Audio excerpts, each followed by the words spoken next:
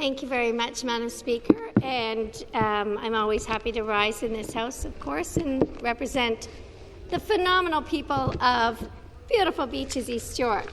And I will now continue on my scintillating debate that I know you are all hanging on the... yesterday you were, so today's the sequel. Thank you very much for your support. So, we're going to talk about the runway of Billy Bishop. First, the expansion is far beyond what is presented. As I mentioned, Billy Bishop Airport would demand 900 meters of new land mass, a 600-meter runway, and a 150 buffer zone on each end. Unfortunately, the extra 900 meters does not even scratch the surface of a waterfront disruption. The Billy Bishop Airport expansion would need hundreds of more meters of buoys and guide lights extending into the water, repair hangars, new customs facilities if flight paths are added, and exclusionary zones and more. Before I get into all the infrastructure, because there's a lot of infrastructure needed for this plan, dream, whatever you want to call it, let's just take a minute to touch on a pretty fundamental piece of infrastructure in any airport, the tarmac. The jets used at Billy Bishop were never meant to be there. The tarmac, which is asphalt topped on sand, gets too hot in the summer. And these Q400 jets actually sink into the heat. So consequently, they cannot be stored at Billy Bishop Airport in the summer, and instead they reside in London. Not sure if you knew that. So right off the bat, the airport cannot even house its critical equipment. We've all seen the heavy layer of fog that can fall over Toronto. Sometimes thick enough that all you can see is the road or the car or the bike headlights in front of you. Toronto's Billy Bishop's Airport, especially being on the waterfront, is susceptible to fog, low visibility, and delays. So these lights are a non-negotiable. Now, this expansion is not just a matter of slapping some asphalt down. It's not just waving your magic wand like you seem to like to do.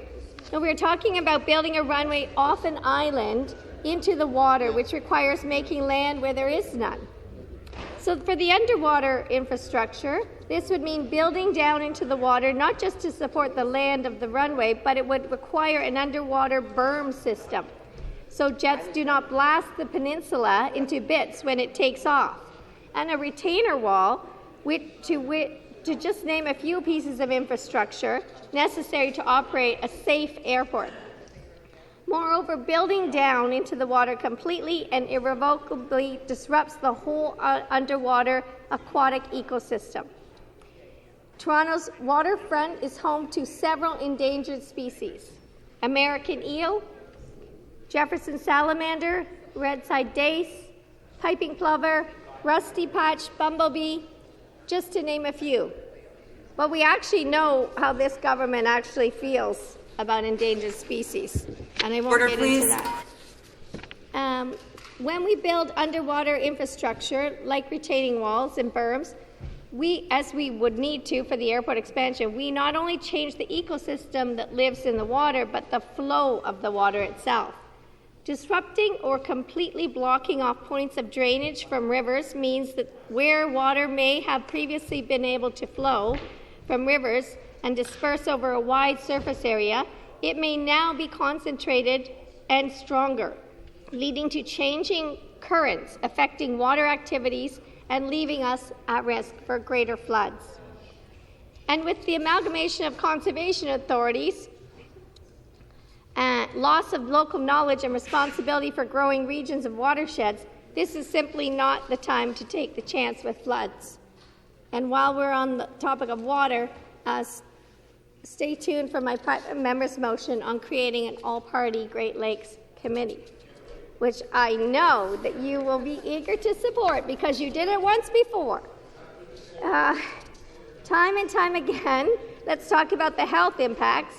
Studies show that airport cities experience poor air quality, and this can lead to adverse health effects like premature death, preterm birth, decreased lung functions, and cancers, and more. And this would only worsen with increased air travel at the core of the downtown, as the government is pushing for it and growing the traffic. Commercial jets emit various pollutants, and all of these have a first effect that the government has not reported on for the airport expansion. So that needs to be incorporated in the plan that doesn't really exist. And so we're talking infrastructure, we're talking health impacts, and let's get over to congestion because I'm short on time. We talked about that. I know this government is claims to be keen on mitigating traffic and looking for congestion mitigation measures, hence Bill 212, the ridiculous bill which involved removing bike lanes. And so why would you touch this intersection? It's not even fully, it's an intersection, but it's really kind of like a cul-de-sac. I know many of the government members and many members in this House have flown into Billy Bishop. We all love Billy Bishop. It's a great, quaint, cozy, quaint, boutique airport. That's what we like about it. 2 million passengers. When you blow it up to 10 million, major airport, then you don't have that boutique feel. You don't have that everything you love about it will be gone. And we know there are 400 vehicles an hour, current City of Toronto transportation data right now. And sometimes it's double that. I actually was down there on the weekend for a play at the beautiful new Irish Corlick building, and I could have crawled faster to get to the building, which is right beside Billy Bishop. It was that congested on a regular Saturday in the city. So why? Sorry, I wasn't riding my bike that day. I was with my husband, if you have to know, he likes to remain private. Anyways, let's get back to the traffic. So it's barely manageable now. You have Bathurst, the end of Bathurst. You have Queens Quay. You have Erin Quay. You do have transit down there. You do have the bike lanes, Martin Goodman Trail, all that. But you have an immense amount of traffic already. So you would need to have a parking lot. And gosh, where would you ever put a parking lot down there? There's a lot of green space. We know about the parks, so you're not touching those for a parking lot. So I don't know what the thinking is where the cars would park, but also all the idling and the danger of having that many vehicles. And it's not alarmist. These are concerns we must consider thoughtfully when the government proposes this massive expansion in the heart of Toronto, where homes and schools and other institutions and densely populated, I think the member from Kitchener Centre said it best yesterday that the population down there is probably more than some of your ridings, actually. So think about that. And leaving people vulnerable to pollutants and the health impacts. The expansion should require full studies to understand how this will affect habitats, species, air quality, water quality, ecosystems, and of course the traffic impacts and what that leads to.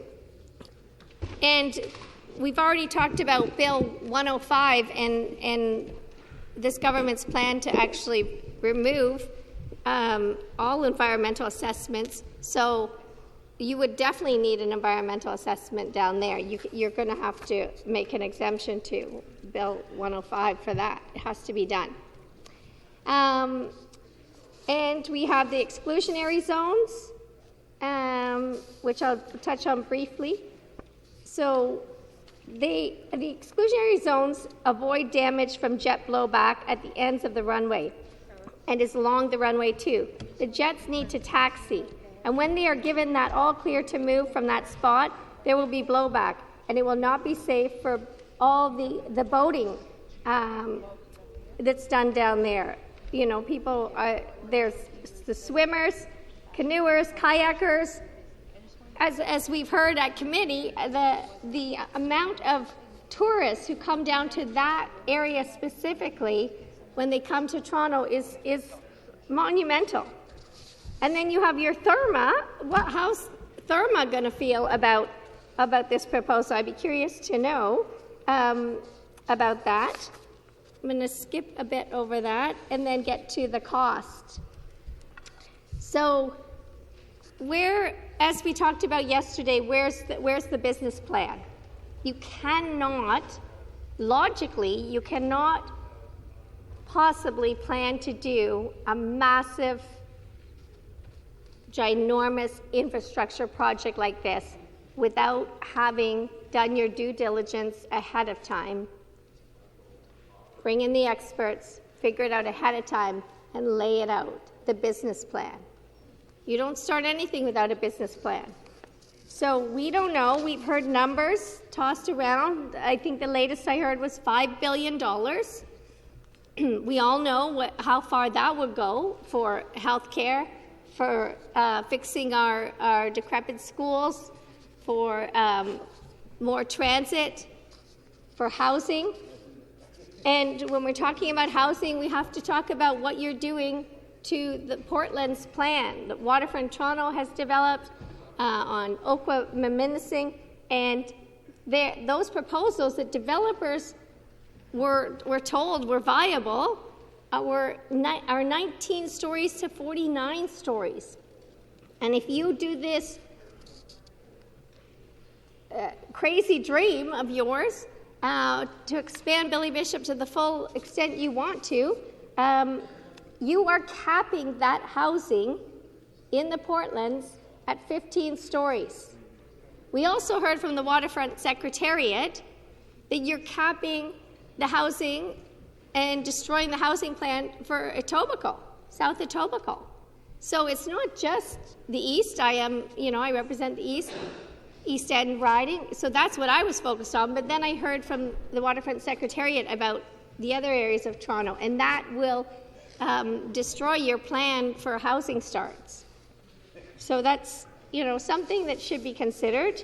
A couple more things I'll talk on in my last minute. I've spoken at length about Little Norway Park. We do not pave over historical monuments. We don't destroy history. We don't disrespect our veterans. And I've heard you speak proudly of that. So why would you touch Little Norway Park? And that had a pin in it on your map. So you have some explaining to do with that. Consultation at the committee, we heard from, I can't even believe it, the City of Toronto, right? The fourth largest city in North America. And this government does not think to give them the heads up, maybe consult, maybe show a little bit of respect. We heard from the Waterfront Secretariat. She found out about it. They found out about it in the media. Are you kidding me? This is a massive proposal. It's a tripartite, agreement. It doesn't show much respect. And one of the last things I will say is, we haven't heard anyone speak about this yet in the House, is the curfew at Lester B. Pearson. There's a curfew at that airport. So there darn well better be a curfew at Billy Bishop. This isn't like a workaround for your economic benefit and your buddies. This is an empty bill. It's not a plan. It's a misguided dream, and Ontario deserves better. Thank you. Questions? I recognize a member for Perth Wellington. Thank you, Speaker. Good morning. Thank you to my colleague from BGC East York for her remarks yesterday and now this morning on this important piece of legislation. And Speaker, I know there's been lots of discussion around the City of Toronto, but the federal government actually has recognized the importance of Billy Bishop Airport. They've invested in U.S. pre-clearance, highlighting its role as a cross-border travel destination for tourism, business, and economic opportunity with our largest trading partner south of the border. And I was just perplexed, Speaker, why the members opposite, the Liberals in particular, at Queen's Park are opposing an airport that the federal Liberal Prime Minister and his federal Liberal colleagues support. This investment in economic transportation, they're going to buy airports apparently federally. And I was wondering why the member won't pick up the phone and ask her federal member why he supports the expansion of the Billy Bishop Airport. Thank you, Speaker. Response, the member for Beaches East York. Thank you to my second favorite member across the chamber, who's actually going down lower today. Anyways, thank you for that question. I have absolutely spoken to my federal colleagues. Of course I would. I believe in communication, consultation, dialogue, unlike this government. And I think the quote from the Prime Minister was that this is interesting, but he is pretty darn shocked at the move that this government did and pulled the fast one by just grabbing on to the city's portion of that tripartite agreement without talking to anyone. It's actually outrageous. Question, I recognize the member from Kiiwetinoong. Miigwech to the member from Beaches East York, and I'm her favorite colleague here. I thought I'd get up and but I know that I remember when I first got elected in 2018, and I remember specifically being in the dining room when we had the sessions in the summertime. I remember the Minister of Transportation at that time. He said, "Saul, I just learned we run 29 airports in Northern Ontario. I just got briefed." He says, "We need to meet." That's the first time that the Minister of Transportation knew that they actually ran airports. And I think this morning I got at 4:55, I got this picture from a friend of mine who was a pilot for Orange, and there was a Kingfisher Lake. And it was an amazing picture, but a lot of people do not realize that there's such high need for a modernization of airports in Northern Ontario. How do you think does this government really know the conditions of the northern gravel airships that are in Northern Ontario? Response, the member for Beaches East York. Thank you very much to my fine member from Kiiwetinoong. And I would say, yeah, up there, favorite, next. It's shared with the member from, Timiskaming Cochrane. You have to share it. Thank you. I love when that member from Kiiwetinoong stands up and speaks about his riding because I represent a downtown riding in the city of Toronto, and I have not been to his riding, but I am scared when I hear about him speak about yesterday the 27 gravel airstrips. And I feel the North is disrespected by this government because they're obsessed with downtown waterfront in the city of Toronto, and it's wrong. Question, I recognize member from Ottawa-Vanier. Thank you, Speaker. And thank you for the speech from my colleague from Beaches East York. Always very entertaining, keeping everybody awake. I was a little bit worried to stand up and ask a question. I'm worried about the qualification I might get from my colleague, so maybe you want to abstain from that. I just want to ask you, I know you had a lot more to say about the reasons why this airport is not a great idea. You said you had to put down some of your pages, so I'll offer you the opportunity to talk a little bit more about the aspect you might not have touched upon, or alternatively, you can also tell the government what they could do with this huge amount of money that they would spend on this disastrous development. Response, the member for Beaches East York. Thank you very much to the excellent member from Ottawa-Vanier and a great representative and a great friend. Yes, I missed a bunch of my pages because I got on a rant at this government, which is so easy to do, actually. What I didn't get to speak on, I mean, as far as spending that $5 billion, I would share it amongst everyone else. I wouldn't hog it for beautiful Beaches East York, but we do have a hospital to phase 2, and we do have schools, and the same as you have to build. But we didn't talk about that there's a $3 billion expansion going on right now in Lester B. Pearson Airport to increase the capacity up to about 68 million passengers. That's the major airport in Toronto. And Billy Bishop is the boutique airport. End of story. Question. I recognize the member for Mississauga Lakeshore. Thank you, Madam Speaker. And I've been listening to the member from Beaches East York, and I noticed the member pretty well every day. She rides her bike here into Queen's Park from Beaches East York, and I was wondering, wouldn't it be easier for her to go to the Billy Bishop Airport by bike instead of driving or whatever to get to the Pearson International Airport? As well, what about the 23,000 construction jobs that are being created by building this airport here at Billy Bishop? Are you against unionized workers building and expanding our airport? Through the chair in future. Response, member for Beaches East York. Actually, well, I biked in today, and I was debating about whether I should wear my bicycle helmet in the chamber to protect myself from this onslaught, but I wasn't sure that the security would let me. Last time I checked, I mean, you could bike to airports. I'm sure some people do. You'd be wearing the same underwear, I think, like for your trip, because you wouldn't be able to pack your suitcase. But I take the transit to Lester B. Pearson. I take the TTC. $3 gets me there, lickety split. Right?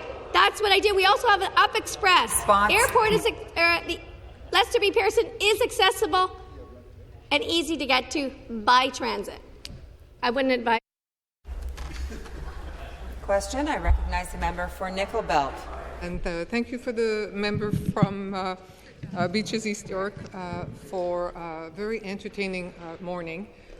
But the topic is serious. I fly all over Northern Ontario. There are 29 airstrips that are gravel and are dangerous. We tell one another, be very careful if you land. At the 400 meters mark, there's a big hole, there's a big washout, and those are airports that are owned and operated by the Government of Ontario. Don't tell me that the Government of Ontario is willing to spend $5 billion for an airport we don't need in Toronto, but cannot spend $100,000 to make the airstrips in Northern Ontario safe. Can you see a discrimination against Northern Ontario in there? Response, the member for Beaches East York. Thank you very much to the member from Nickel Belt for that excellent question and for representing her riding so well. I am appalled when I hear about the state of the airports in the North. The North is being ignored and disrespected by this government because this government is just solely obsessed. I'm trying to think of a bigger word than obsessed. I'm going to have to get my thesaurus out because they're just, it's fixated. It's this love affair with the Toronto waterfront. Love affair, but like this kind of love-hate because you're destroying it. Yeah. But I think this government should put their money where their mouth is and actually start investing in the North and in northern airports.